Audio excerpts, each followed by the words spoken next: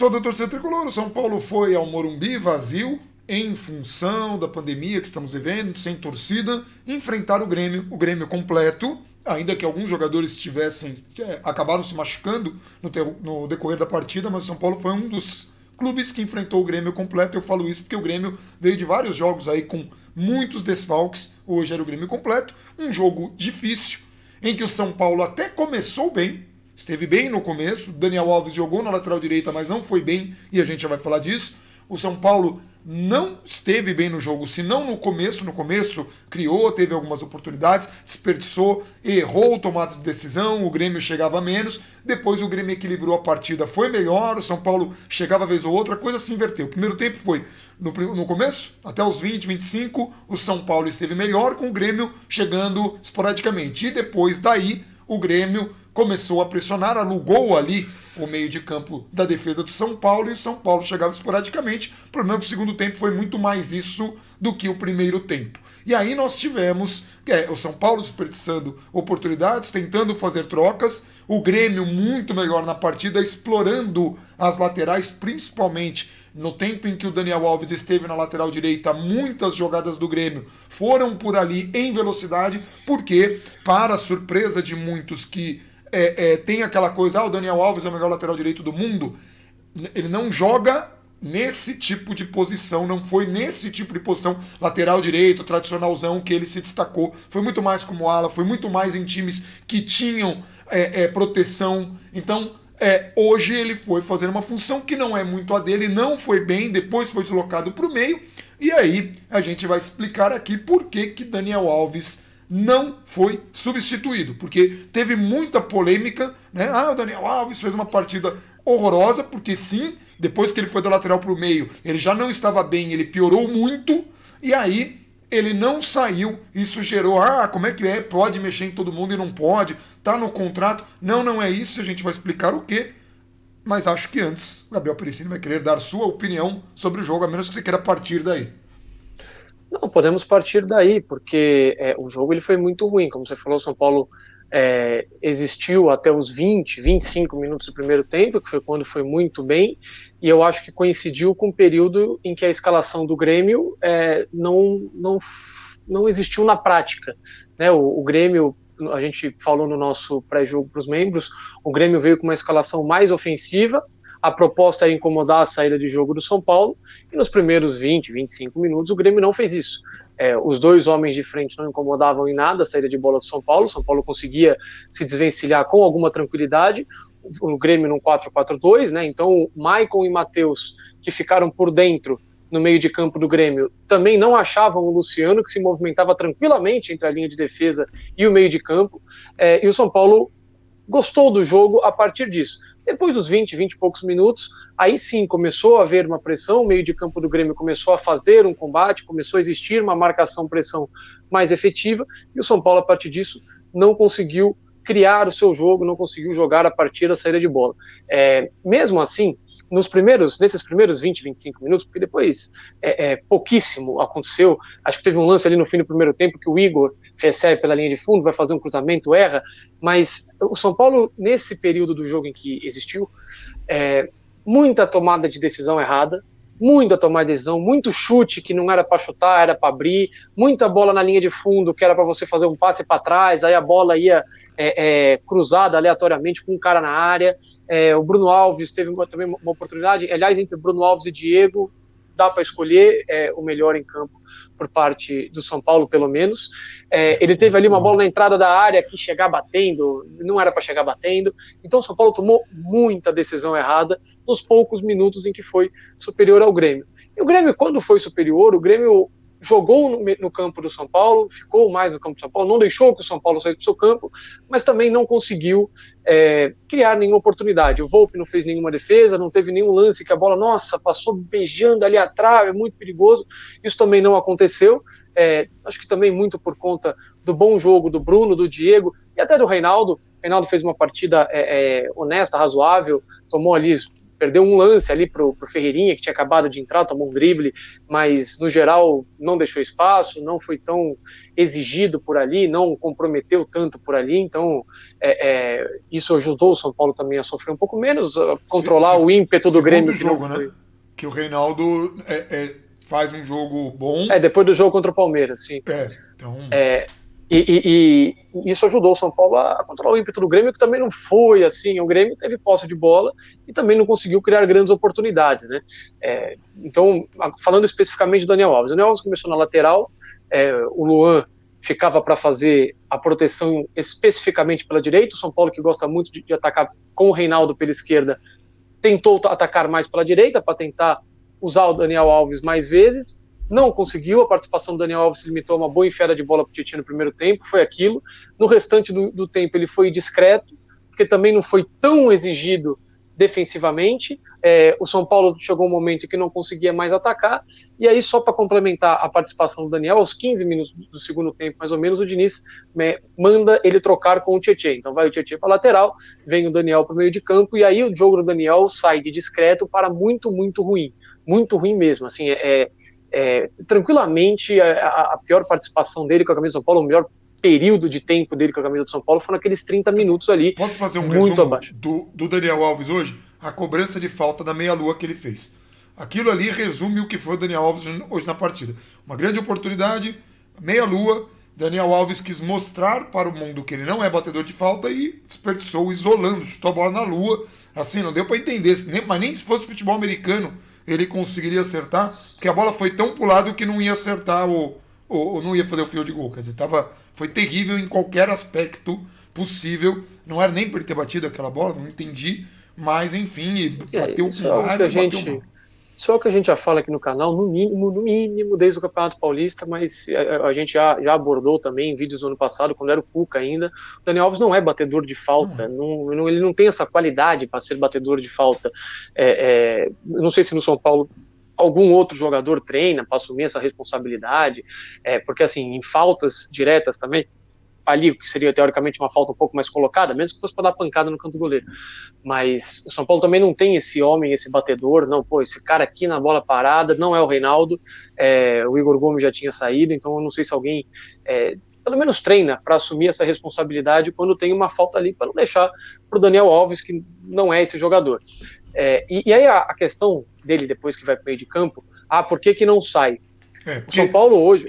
Antes de você responder, isso é muito importante, só em função da repercussão, porque todo mundo falou, o Daniel Alves estava mal e saiu um, saiu outro, mas é bom que a gente explique por que o Daniel Alves não saiu e não tem a ver com ser um jogador intocável, ser um jogador que o Diniz tem medo ou manda no time, porque é bom esclarecer quando uma coisa acontece e quando não acontece. Manda bala. Se a gente pegar o banco do São Paulo hoje, para função de meio campista, a gente tinha um menino que jogou 15 minutos no profissional, que é o Nestor. Podia ter sido testado no Campeonato Paulista para saber qual o nível dele, porque o jogo contra o Grêmio é um nível de jogo contra o Grêmio completo, né? Não o Grêmio que jogou no Campeonato Brasileiro até aqui, com um jogador com Covid, o outro machucado, o outro expulso, o outro não sei o quê. Tinha vezes que não tinha uma dupla de zaga para colocar em campo. Aí é um outro Grêmio, mas esse Grêmio completo, com todos os jogadores, é um nível de exigência muito alto. É um dos melhores times do Brasil quando está completo e querendo o jogo. Então não é para você pegar e falar, vai lá, moleque, vê como é que você se sai aí no meio de campo, de times tentando controlar o meio de campo e o Grêmio já ganhando esse controle de bola. E o Nestor, lembrando que também não tem nenhuma característica de marcação, então ele entraria para fazer exatamente a função do Daniel Alves, sem nenhuma experiência, com pouco entrosamento com outros jogadores, provavelmente não estando acostumado com os movimentos que o São Paulo precisa fazer com a bola, sem a bola. Então assim, tinha o Nestor, e o outro meio campista que a gente tinha, improvisar o Vitor Bueno, que chegou a entrar, inclusive. Depois, quando o Diniz mexeu, ele coloca Toró e Paulinho nas pontas, e o Vitor Bueno, mais uma vez, entra improvisado no meio de campo, porque o São Paulo não tem meio campistas, né? O Lisieiro está machucado, o Hernanes está machucado, o elenco é bastante curto. Então, assim, por que o Daniel Alves não sai? Por isso. É só por isso, porque se você parar para pensar que desde que ele voltou contra o Internacional, ele está jogando direto, ele e todo o time, talvez explique um pouco do porquê que o São Paulo não conseguiu sequer combater, muitas vezes, a partir dos 25 minutos do primeiro tempo. Teve um lance em que o São Paulo vai fazer uma pressão, o Tietê e o Luciano vão no mesmo homem, o jogador gira, o Luciano não dá o combate, o Luciano simplesmente quase que abandona o lance. A gente sabe que não é do Luciano isso, muito pelo contrário. O Luciano é um cara que cumpre a função tática com muita vontade, com muita perfeição, muitas vezes. Você notou que ele estava até afobado hoje, querendo mostrar serviço, enfrentando o Grêmio, como se quisesse mostrar que tinha futebol ali no começo da partida. Inclusive arriscou um chute que não deveria, entra naqueles que você chamou a atenção, que um foi dele e o outro foi teve 2 chutes. Não do Bruno Alves. Teve o cruzamento do Igor, teve um chute de esquerda do Brenner terrível, que era para servir a bola para o Reinaldo na esquerda. Então, teve esse chute do Luciano e esse chute do Brenner, que não eram momentos, né? Foi aí dos erros de tomar decisão que se levantou no começo do vídeo, mas me chamou a atenção que ele estava com muita vontade pro jogo, mas chegou um ponto que faltou perna para o time inteiro. E assim, isso não é uma coisa que a gente fala aqui, então vocês estão defendendo, então não. Este é o fato. Aí a opinião, a partir do fato, cada um vai formar. O fato é que os jogadores do São Paulo sentiram, é um time que está jogando e vai depois ter a maratona, ou seja, nós temos um vídeo explicando isso, porque que é uma tragédia anunciada e as dificuldades que o São Paulo vai ter. E até no ponto que o Daniel Alves merecia mais sair, as substituições que o Fernando Diniz já tinham feito impossibilitariam que não entrasse alguém improvisado ou um garoto. Então o São Paulo estava... Porque vale lembrar, a partida do Daniel muito, muito ruim, começou a partir do momento que ele vai para o meio de campo e participa um pouco mais do jogo. Até então ele era um jogador discreto, tanto que existe a troca de Tietê por Daniel Alves. Sim. Então essa troca acontece e aí o Daniel começa a participar mais do jogo, as alterações são feitas antes dele começar a ter um desempenho muito, muito abaixo. Só que você citou a falta, que poderia tranquilamente exemplificar a partida terrível dele, só que se a gente pegar no último lance do jogo, ali, penúltimo lance do jogo, sei lá, na cobrança de escanteio do São Paulo, ele sai correndo atrás do Kahneman. O Daniel Alves ele não é um velocista, não vai botar na frente, ninguém pega, não é isso. Só que ele também não é o jogador que o Kahneman com a bola sai correndo e vai abrindo distância para ele. O São Paulo, terça-feira, tem um jogo contra o Binacional, nós falamos isso aqui no vídeo de ontem, eu recomendo que quem tem interesse assista, mas o São Paulo precisa muito poupar o seu time para terça-feira, muito, porque é nítido que algum jogador, o Luciano hoje pediu para sair, a gente muitas vezes tinha dúvida, por que tirou o Luciano? Hoje ele pediu para sair, no jogo, se não me engano, contra o Palmeiras, deu para ouvir o Diniz berrar, Luciano, tá como? E aí depois o Luciano sai também. Então o São Paulo tem jogadores extremamente importantes que não estão mais aguentando a sequência de jogos. E de novo, quer ficar bravo com isso? Aí vai ficar bravo com o pessoal da fisiologia que estuda isso. Eu só transmito, eu pego a galera que estuda isso no mundo inteiro. O Barcelona é assim, o Liverpool é assim, o São Paulo vai ser assim, o Flamengo é assim, o Flamengo do Jorge Jesus era assim, recomendo para quem quiser também buscar os fatos, ao invés de não poupava. Então basta ver quantas vezes o time finalista da Libertadores jogou, pega aquela escalação e vê quantas outras vezes no ano aquele time exato entrou em campo. A diferença é que não poupava 11 como faz o Grêmio. Uma hora poupava 2, outra hora poupava 3, outra hora poupava 4, porque era um time que tinha elenco. Hoje a gente não tinha, só uma frase para complementar, hoje a gente não tinha nem meio campista se a gente quisesse trocar mais gente. Era o Nestor e o Vitor Bueno improvisado. Esses são os nossos meio campistas no jogo de hoje. Não é suficiente. Porque um machuca, o outro machuca, e toda hora que alguém machuca é reforço. Fulano não jogar, reforço, Liseiro fora até o fim do ano, super legal, show. E aí agora a gente precisava hoje de um jogador que não estivesse num dia ruim ou numa questão física ruim, a gente não tinha. Aí fica o cara pela experiência, pela qualidade técnica, vai que ele dá a enfiada de bola que ele deu pro Igor Vinícius, que ele deu pro Tietê hoje. É por isso que ele ficou em campo, porque Sim. Tecnicamente não estava bem. Muito pelo contrário, estava terrível. E assim, hoje, na cobrança de escanteio que você citou, o Trellis entrou no jogo, e não o Pablo, entrou o Trellis. E aí eu pensei, bom, entrou o Trellis, brigador, tem o cabeceio, aí a gente tem um escanteio, e aí a gente bate o escanteio rasteiro. É erro técnico, não é nada, é erro técnico. Reinaldo foi bater e bateu baixo. Assim, bateu baixo. Isso acontece. Não aquela bola vez. Que tinha que ser. É aquela bola que você espera alta quando o Trellis entra, mas é um problema para o São Paulo. Mas o que você falou dessa coisa aí, o Carlinhos Neves falou aqui.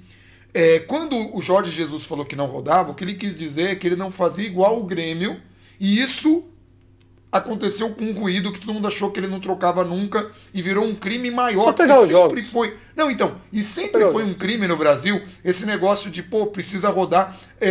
E no Brasil não, no mundo. O torcedor não quer isso, nunca quer. Só que os times fazem. Na Europa já existe uma cultura. No São Paulo, o Carlinhos Neves, ele deu uma entrevista. A gente fez um vídeo com ele, que também eu recomendo procurarem aqui no canal. Ele fala: na época do São Paulo vencedor, que eu era o cara que a gente trocava, mas de forma discreta, sem anunciar tanto, para que o torcedor não fizesse uma pressão e tal. Mas sim, a gente trocava, a gente rodava, a gente pegava os campeonatos iniciais, tratava ali como pré-jogo, para que os jogadores tivessem um desempenho no restante do ano muito bom.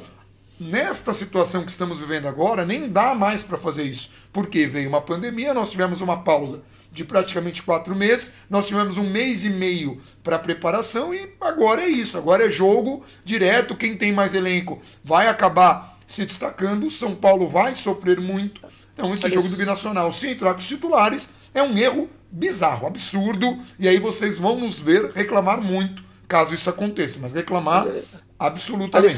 A lição do jogo de hoje era essa. A lição do jogo de hoje era que é urgente, e é mais urgente ainda porque o jogo contra o Binacional é o jogo mais palpável para você fazer isso, porque você vai jogar em casa, você vai jogar pelo empate e vai ser o time com menos capacidade técnica que você vai enfrentar provavelmente até o fim do ano. Você não vai enfrentar uma equipe tecnicamente pior que o Binacional até o fim do ano. Então, sim, você precisa garantir pelo menos um empate para ir para a Sul-Americana, tá? Não é para colocar o sub-10 para jogar, mas é para você poupar o máximo de gente que você puder, porque é uma questão de necessidade. Porque domingo contra o Fortaleza, você não vai poder fazer isso, muito pelo contrário, vai ser um jogo altamente intenso. Depois você tem o Flamengo vindo por aí. Na semana que vem do Binacional, no meio de semana que vem, você tem mata-mata de Sul-Americana. Então, São Paulo vai ter Fortaleza no domingo, Sul-Americana na quarta-feira, ou quinta, sei lá, Flamengo no domingo, provavelmente o jogo de volta da Sul-Americana depois, então assim,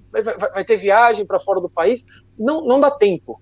Então, você precisa, obviamente vai ter a Sul-Americana se classificar contra o Binacional, mas não tem mais para onde correr, não, poupa aqui que esse jogo aqui é tranquilo, não vai ter o jogo tranquilo. Então você tem que arriscar contra o Binacional para que você possa pelo menos continuar competindo. Hoje o São Paulo não conseguiu competir, muitas vezes você via jogadores claramente exaustos, fora um elenco que tem uma série de contusões para administrar. Hernanes não está disponível, os 2 laterais direitos não estão disponíveis, Lisieiro não vai ficar disponível até o fim da temporada, o Valse, que poderia estar fazendo eventualmente um revezamento na zaga, uma improvisação na lateral direita, poderia fazer também, está machucado, também não joga até o fim da temporada. Então, o Rojas ainda não voltou, não é opção para dar um desafogo por ali, então as opções, infelizmente, a gente tem que contar com o Toró e Paulinho Boia, é o que a gente tem, que são esforçados, isso tem que reconhecer, não são pilantras nem nada, não estão de sacanagem lá, mas são limitados, são as opções que a gente tem, cara. Então, é um elenco de características que não possui uma fartura ali, e vai ter que trabalhar com isso. A maneira de trabalhar com isso é, pelo menos, que todos estejam fisicamente aptos para executar a ideia de jogo que o time se propõe, porque senão, só um último complemento, senão vai querer marcar pressão lá em cima, um vai conseguir, o outro não vai ficar um buraco, vai estourar na defesa, a gente vai falar que a culpa é da defesa de novo.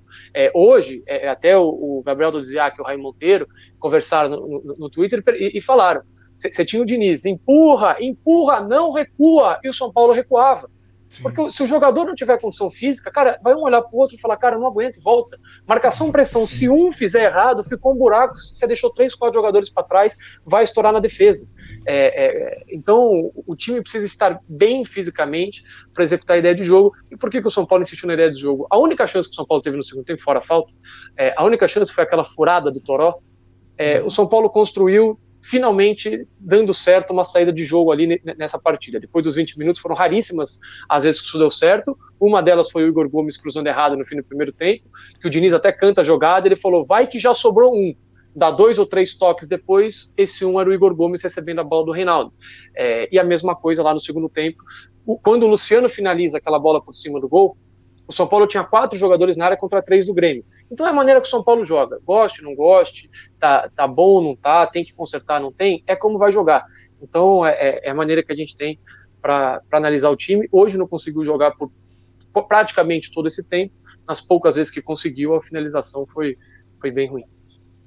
Finalização da jogada, não exatamente finalização de finalização. Às vezes errava o passe, às vezes errava o cruzamento, às vezes errava, enfim. Não, e o pior é que assim, a parte que eu ia fazer, antes de você fazer essa longa conclusão, era de pegar e resgatar uma fala sua, que é importante, porque tem mais gente que assiste esse vídeo do que os contextualizandos. A gente sempre deixa o convite, porque lá a gente explica detalhadamente algumas coisas, e muitas vezes a gente resume até o que a gente fala na live, deixa de um jeito mais conciso, por isso que existe até esse formato. Mas lá o Pericini falou, para esse jogo do Binacional, ele pouparia até mesmo o Thiago Volpe. Eu não gosto muito de trocar goleiro, particularmente, mas neste caso, pensando que é o adversário mais frágil, era até importante, considerando que não temos o Lucas Perry e não teremos mais para essa temporada, dar um tempo de jogo para um eventual reserva do Volpe ali, o reserva do Volpe hoje, para que ele tenha pelo menos um tempinho, uma climatização ali com o time, porque se o Volpe tomar cartão em algum jogo ou se machucar, o cara vai entrar numa pedreira sem ter nenhum tipo de preparação. Esse jogo pode ser esta preparação. Então, só esse resgate dessa fala. Acho que não teve muito mais do jogo, porque não, os aspectos do jogo... Teve. Então... Teve. Só uma coisa com o Volpe. O Volpe, geralmente eu deixo o goleiro jogar, bota lá, porque precisa de ritmo e tudo mais. Só que o São Paulo tá com uma sequência tão absurda que não vai ser ele deixar de jogar essa partida, que é como se o São Paulo eventualmente não tivesse um jogo no meio de semana, que eu acho que vai perder o ritmo dele. Sim. Mas só para não passar em branco a questão da arbitragem. Vamos lá. O lance no primeiro tempo, sim. Quem você falou de cantarolando o Diniz antes disso? Não, eu já falei, ele pedindo pro time, não recua, não volta, pressiona, e os jogadores não aguentando fazer isso. A questão da arbitragem, vamos lá. O lance do primeiro tempo é uma piada. Ali é uma piada, cara. Ali é Sandro Meirahit na essência. Aquilo ali, a gente já falou dele aqui no vídeo jogo contra o Fortaleza, ele tá lá, mesmo comentarista, o cara que no outro jogo, não, o jogador escorregou, acidente de trabalho, ele vai lá e expulsa o Douglas, como expulsou contra o Atlético Mineiro no Independência, São Paulo perde aquele jogo. Então, assim, é esse cara que, nossa senhora, não tem a menor condição, cara. Assim, infelizmente, a árbitro de Copa do Mundo. Infelizmente ou infelizmente, o Brasil tem uma representatividade muito grande na Conmebol ou no continente sul-americano. Então vai sempre ter 3, 4 árbitros. O Brasil não tem condição de mandar um árbitro para a Copa do Mundo. Imagina 3, 4. Então vai ficar indo Sandro Meirahit, Simon. Esses caras vão ficar indo para a Copa do Mundo. É óbvio que vão ficar indo para a Copa do Mundo. Então, até porque lá eles apitam bem diferente do que apitam aqui. Mas aquele lance, gente, aquilo não é nem falta. Aí o Grêmio queria pênalti. Aí o Sandro Meirahit vem e fala que era lance para vermelho. Cara, aquilo não é nem falta. O cara tá no ar, o Reinaldo tá com o braço aqui.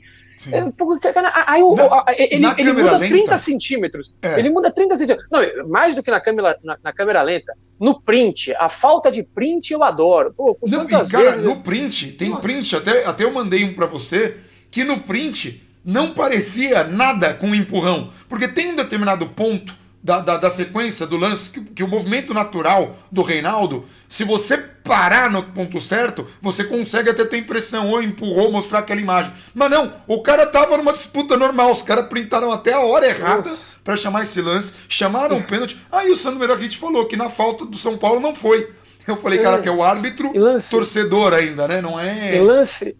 Em lance de print, aquela falta do Júnior Tavares naquele 1-1 contra o Corinthians em 2017, no print aquilo é falta, porque vai ter lá um momento em que o Rodriguinho está tocando no Júnior Tavares, como assim tocou no Júnior Tavares, e aí você pega o lance corrido, o Júnior Tavares despenca sozinho, o Rodriguinho, tipo, dá licença, bicho, você tá caindo sozinho aqui, eu vou pegar a bola.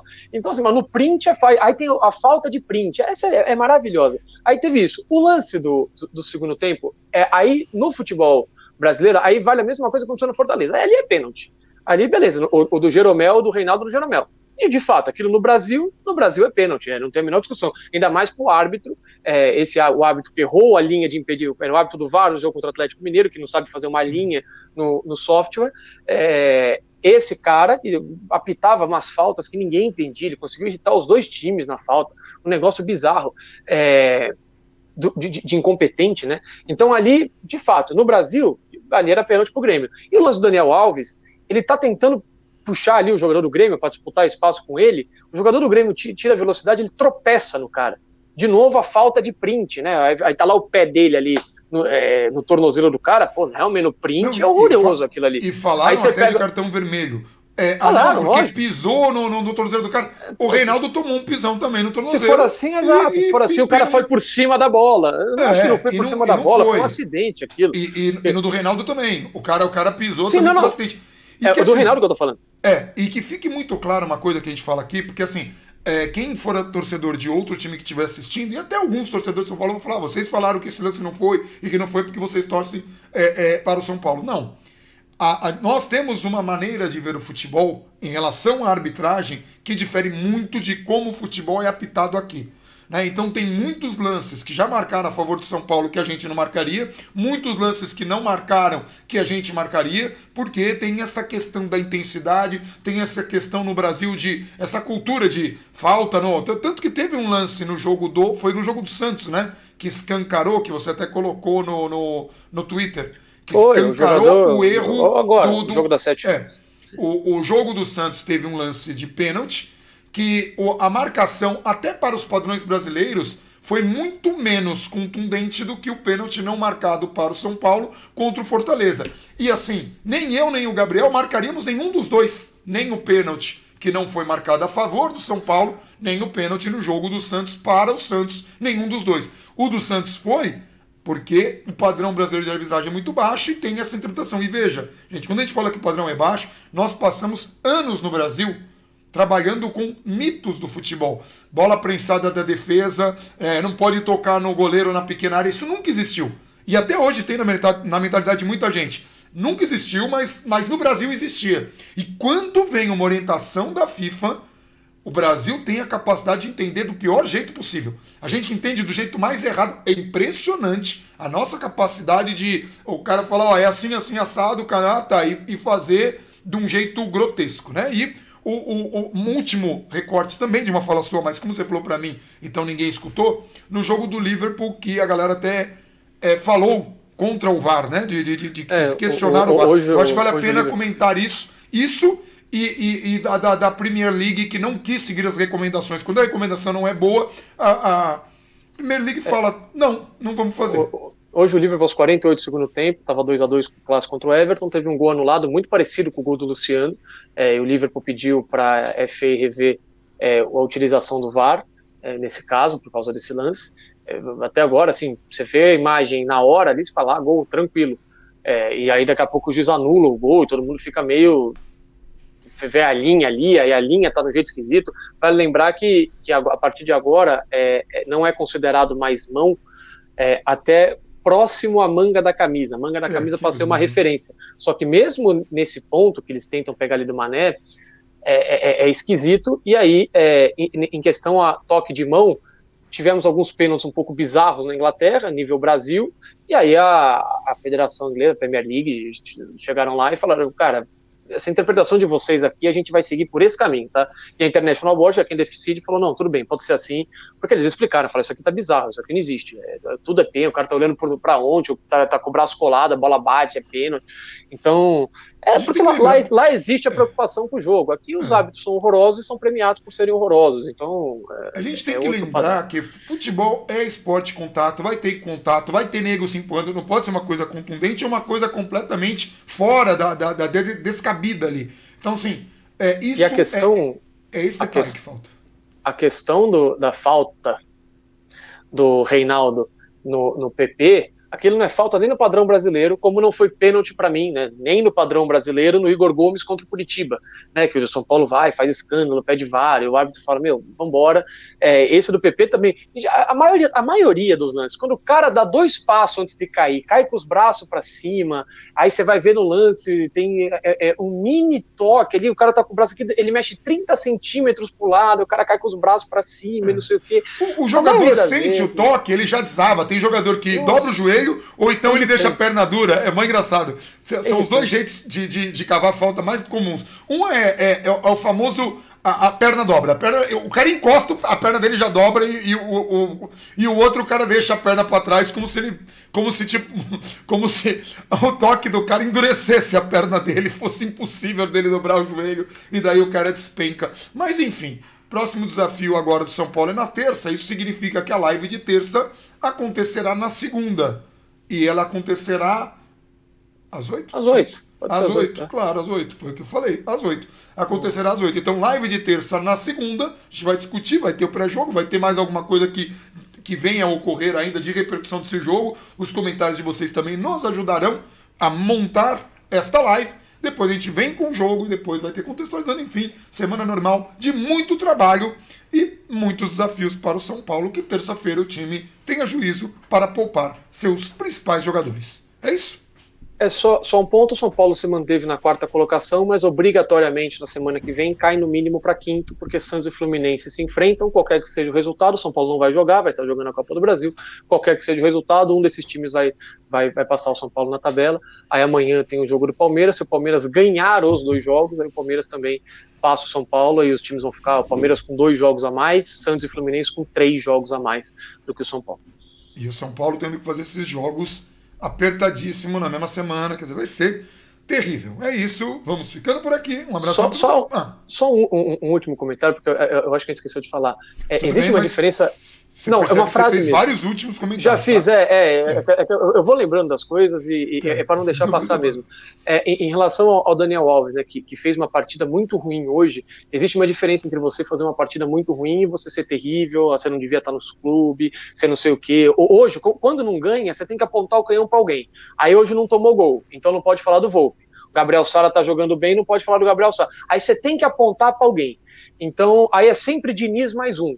Hoje é Diniz mais Daniel. Todo jogo alguém não pode jogar no São Paulo. Se dependesse de algumas pessoas, São Paulo tá jogando sub-15 já, porque já tinha ido embora o sub-20, o sub-17, todo mundo já tinha ido embora. O sub-23 que não joga por estar esperando o contrato ir embora, os emprestados que pediu de volta também já não prestariam, e o São Paulo tá jogando com sub-15. Então, assim, existe uma diferença muito grande de você fazer um jogo terrível e você já não tá visivelmente, como a gente citou aqui no vídeo, na sua condição física ideal, e uma diferença de você não servir, você não prestar, você ser horroroso, você ser o pior jogador do mundo. O Daniel serve para todos os times do mundo, mas por São Paulo, aqui há 8 anos sem ganhar nada, ele não presta, ele é horroroso.